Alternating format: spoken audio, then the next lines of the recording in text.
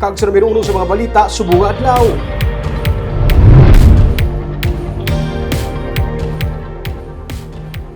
Ini magdubo sa 3,000 ka mga PNP personnel kag katapo sa militar ang iga-deploy sa sini nga piniliay.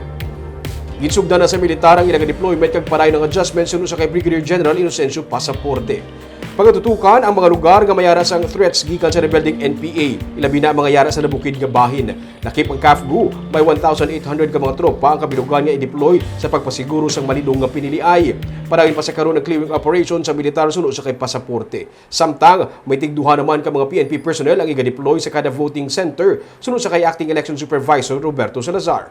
May 743 ka mga voting center sa probinsya, lakip na ang Bacolod City. Wala labot diri, may mga quick response force man nga naka-standby. Sa pagsinapol kay nasunod sa COMELEC, naghanda na ang tanan para sa May 9. Ang mga katapos ang Disaster Risk Reduction Management Teams ang naka-heightened alert sa eleksyon, kag ang BFP mag-deploy man sang mga personnel.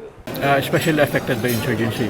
That is to ensure, no, especially man ang security ka mga police naton. So I have strengthened ang mga QRF sa among areas na identify namon identify namon nga critical